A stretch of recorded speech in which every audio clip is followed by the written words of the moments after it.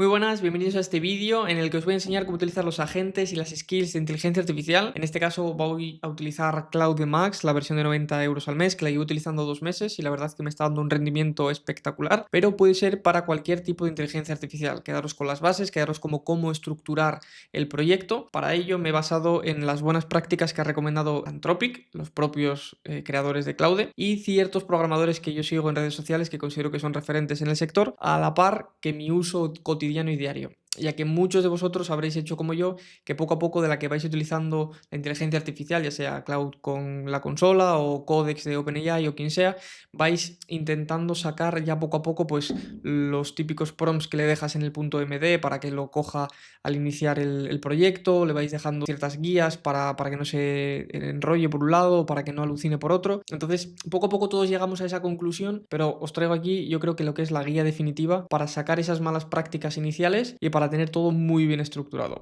Vamos a ello. Como os decía, las malas prácticas, ¿qué son las malas prácticas en este caso? Pues las malas prácticas en la inteligencia artificial es utilizar tu repositorio, es decir, todo tu proyecto directamente conectado a la inteligencia artificial. ¿Por qué? Porque cuando haces esto sin querer, lo que haces como usuario es decirle a ojo con lenguaje humano, que es lo que mola, por eso la gente está con el vibe coding, le describes el problema o le describes la tarea que tiene que hacer o la solución o la nueva funcionalidad.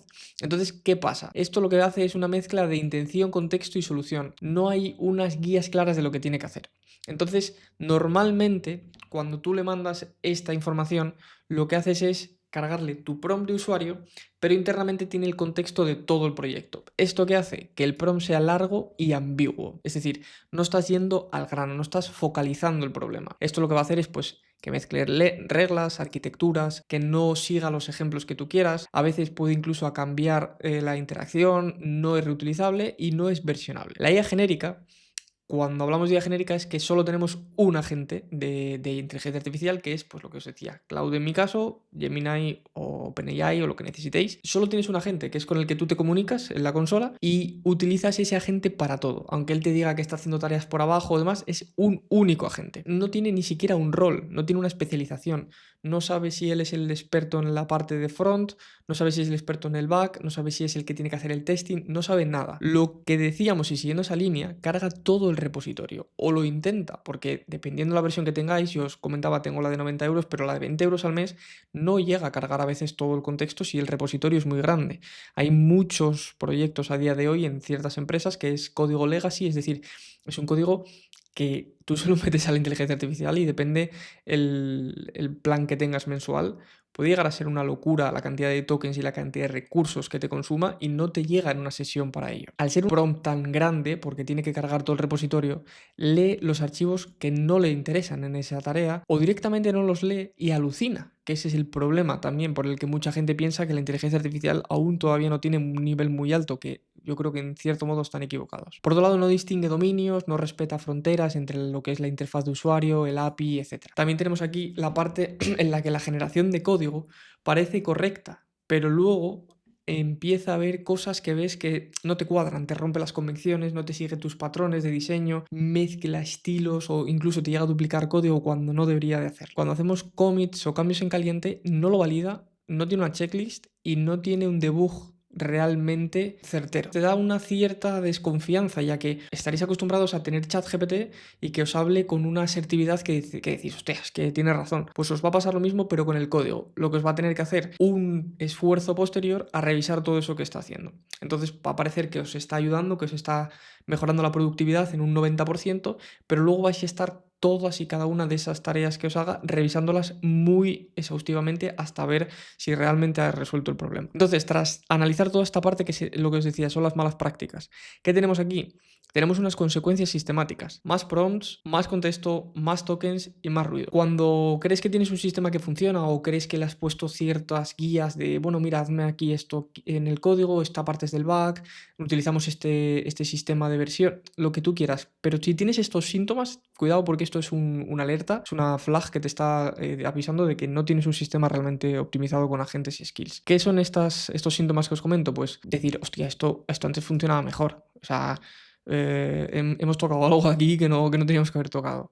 O este archivo me lo ha colocado en una zona que creo que no es la correcta. Creo que lo debería haber generado en esta carpeta para seguir este comando, este patrón, todo que estamos utilizando por capas, si es la capa del dominio, la capa de la API. Estos son cosas que te tiene que ir sonando mal. O cuando ves código que te dice, pero ¿por qué me hizo esto? Yo no le he pedido esto realmente. O ¿por qué me tocó esto que yo no le dije que cambiase? Yo esto no le dije que lo tocase. Esto me ha pasado muchas veces. Otra vez que intento un patrón que no venía a cuento, o mejor lo hago yo a mano porque lo que me está haciendo es una mierda. En general, la comparativa, nos vamos a centrar, por ejemplo, en el contexto. Un sistema de inteligencia artificial asociado con agentes e skills, tenemos un sistema implícito. Con agentes y skills son explícitos, sabe cada parte, el contexto que está muy ennichada, muy encapsulada en ciertos roles o ciertos objetivos que tiene que cumplir. Las reglas. Esto es un prompt puro. Aquí las reglas van versionadas. La reutilización no tiene reutilización. En el momento que le das un prompt, me lo ha hecho de puta madre, ¿qué haces? Nada, porque el siguiente prompt que tengas no tiene memoria, no sabe cómo lo ha hecho antes o no sabe por qué lo ha hecho bien, ni siquiera sabe si lo ha hecho bien o no. Tú se lo tienes que ir iterando todo el rato. Aquí la reutilización es alta.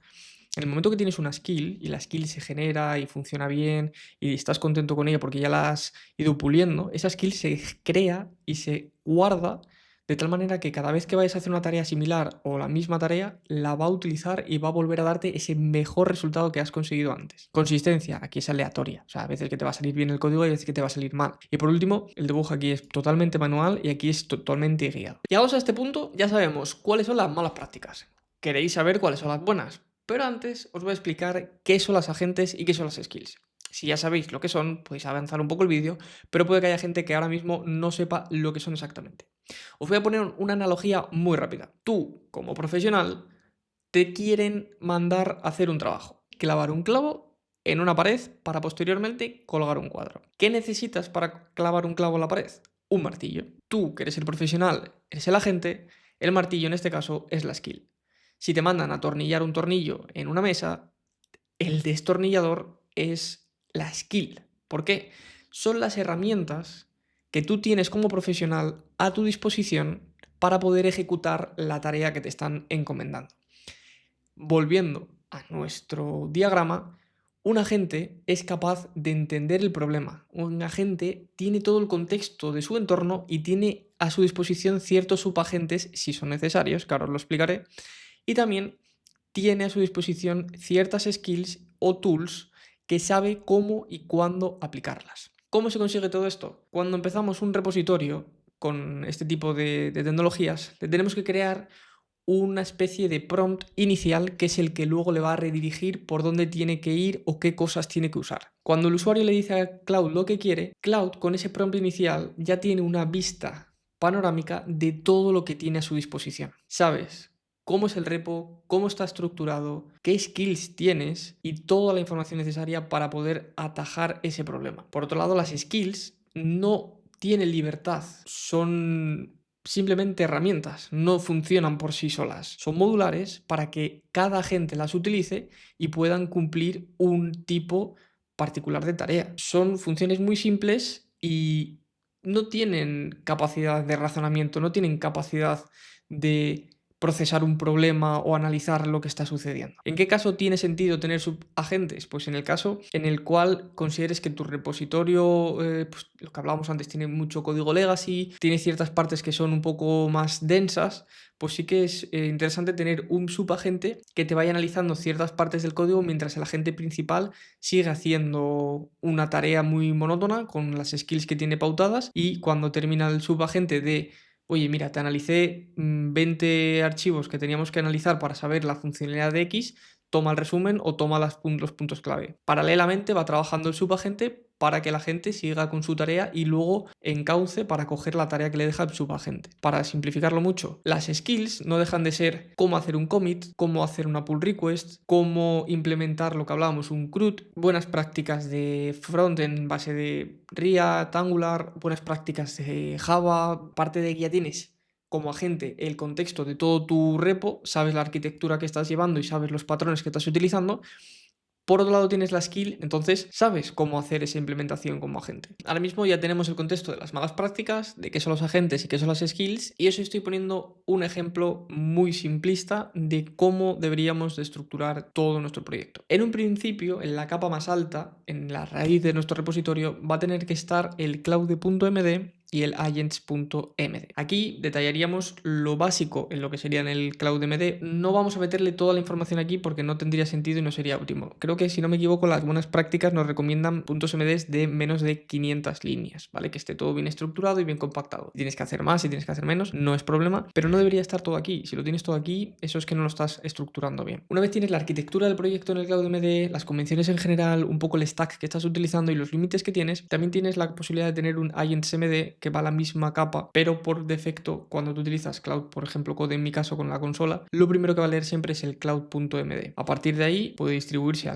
la agentsmd o lo que necesites. Ahí es cuando empieza a ponerse todo en marcha. Entra el usuario, manda el mensaje, primer archivo que ve es cloudmd y a partir de ahí empieza a tomar decisiones. ¿Cómo toma decisiones? Manda al agente orquestador, que es el que interpreta la tarea porque tiene capacidad de razonar, que es lo que vimos antes, y decide qué skill utilizar. Ahí es cuando viene la parte de, oye, ¿necesito un subagente? ¿Sí o no? No. Venga, tiro para adelante, sí. Venga, lo voy creando, que esté en paralelo en segundo plano conmigo mientras yo hago esto. De ahí también puedo utilizar pues tools o puedo utilizar el MCP que os comentaba antes si es necesario. Las skills te las utilizamos con el agente orquestador, que puede ser la skill A, pues hacer CRUD de esto, y la skill B, cuando acabes, terminas y haces el commit. Entonces el agente es el que le está cogiendo esas skills para poder hacer ese trabajo que decíamos antes, y las tools básicas de hacer un read, escribir, ejecutar este build, lo que sea. Son acciones de bajo nivel que siempre están disponibles. Y por último tenemos la parte que os decía antes, que en mi caso, que en el repositorio que os voy a enseñar ahora, que es un caso real, no lo tengo implementado, pero en otros sí, que lo veremos en otro vídeo, pues tener un MCP conectado o un contexto externo, pues una base de datos, de lo que sea. No vamos a entrar más en ese detalle. Esto sería la base de lo que tendríais que tener bien estructurado en vuestro proyecto, y ahora os voy a poner mi caso real. Como podéis ver en la pantalla, tenemos a la izquierda lo que sería mi proyecto, y ahora mismo ya tengo abiertos ciertos archivos para que lo podamos visualizar rápidamente. El CloudMD y el agentsmd están ambos en lo que sería la raíz del proyecto. Como veis, está uno aquí, el agents, y el otro aquí, el cloud. Y los otros dos son de la parte de lo que sería el front y la parte de lo que sería el back. El back está directamente en mi src, que lo tendríamos aquí en el agents, y en la carpetita de web tengo aquí la parte del front, que tendría aquí mi agentsmd. Lo que quiero enseñaros es un ejemplo real. No tiene que ser exactamente así porque esto está muy acoplado a mi manera de trabajar en este proyecto. Pero con las bases que hemos visto hasta ahora lo podéis adaptar a el proyecto cuando sea necesario. Tip que os doy: yo esto no lo hice a mano, obviamente. Yo le he dado todo mi proyecto a Claude y le he dicho, oye, en base a todas estas buenas prácticas quiero implementar un sistema de agentes y de skills. Dime cómo y vamos a ello. Entonces, para verlo mejor, voy a cerrar aquí y vamos a ver el CloudMD. Básicamente las instrucciones para Claude. Tienes un poco de contexto. Es una plataforma de coaching fitness que tiene este stack principal que utiliza pues en el backend esta tecnología y en el frontend esta tecnología. La estructura que te vas a encontrar, la arquitectura que te vas a encontrar, es el backend que está en el src, el web que está el front, y luego tienes un sistema genérico de skills y un agente MD, que es este que vamos a ver a continuación, que es una guía más detallada para el tema de los agentes. ¿Qué skills tienes disponibles a nivel de raíz genérica? Pues tienes el hacer commits, porque lo considero que es algo genérico y común tanto para el front como para el back, el promocionar una release, el crear un modelo nuevo de Mongo, crear controladores, crear rutas. Todo esto que yo considero que es algo conjunto, global, genérico, lo puedes interpretar como un alto nivel de skills, es decir, no tiene por qué estar incluido en la carpeta de web. Por otro lado, le digo los roles del sistema, porque en mi caso tengo el rol del paciente y el rol del coach. También le digo la documentación adicional, que ya se detalla antes, pero para que la tenga a mano. Y por último, la validación de código obligatorio, que siempre que termine el código me quiero que me haga un build para ver que todo compila bien, y en mi caso que me meta un build también en el web y a la vez un lint para evitar tema de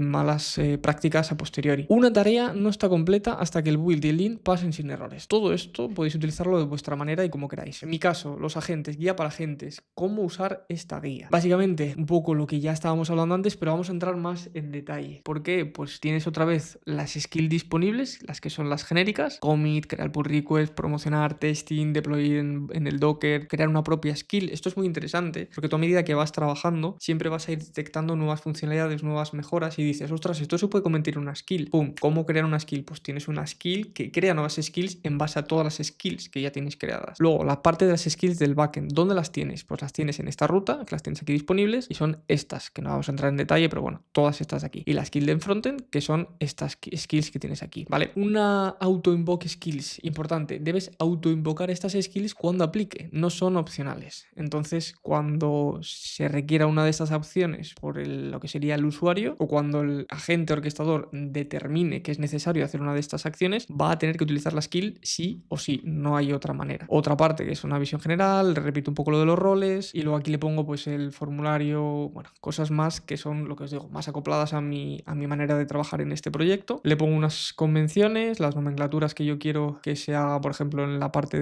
del commit, los archivos clave para que tenga claro y demás. Esto sería lo que serían las skills del front, más en detalle, que le daría la estructura del front, o sea, perdón, el agents.md que dice las skills del front y el stack técnico del front, junto con la estructura que yo manejo en la carpeta web que os decía. Patrones rápidos, pues el API módule, los hooks del cruz, el modal cruz, los formularios, el estado de la autenticación y luego convenciones. Oye, en el Tailwind yo tengo estas convenciones en el CSS, en el Lucy React para los iconos tengo esto. Esto es todos los puntos clave que le quiero ir diciendo y que le voy indicando al agente específico del web para que no se salga de la línea. En el entorno, pues estos son los comandos que puedes utilizar, donde tengo el desarrollo en mi local. Lo mismo para el backend, que no voy a enrollarme mucho más, pues el stack técnico, las skills del back, la estructura, los patrones rápidos y demás. Y luego, pues bueno, estados de error, archivos clave que considero y el entorno. Esto se podría extender todo lo posible, o sea, todo lo que quieras o implementarlo de otra manera, porque esto lo que te digo es ya más personal de cada uno. Y por último, tenemos cómo se verían las skills internas de cada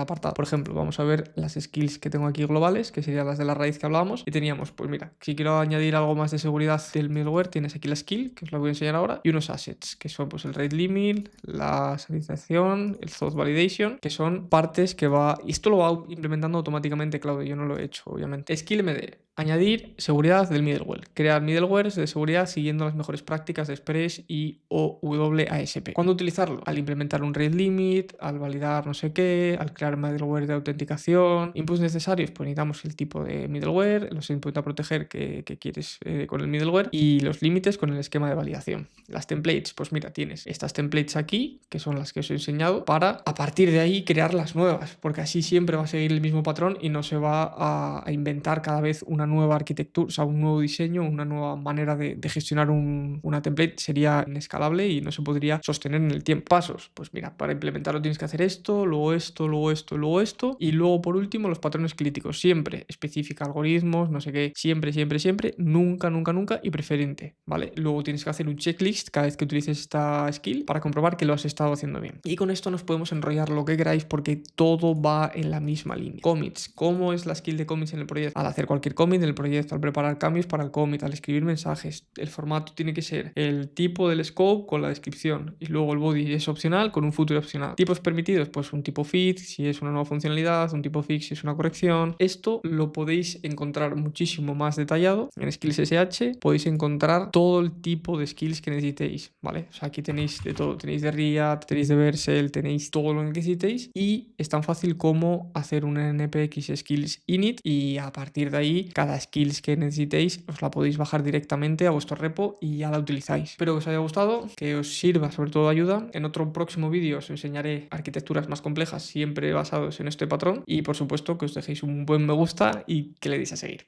Nos vemos en la siguiente. Chao, chao.